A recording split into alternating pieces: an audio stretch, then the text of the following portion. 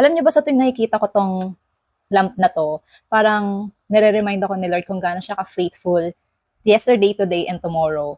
Hi mga Mimazor, tignan niyo naman 'tong bedside lamp na hawak ko. Ayan oh, God is faithful yesterday, today, and tomorrow. 'Di ba ang ganda? Alam niyo ba magandang pang gift to this coming Christmas? Tingnan niyo.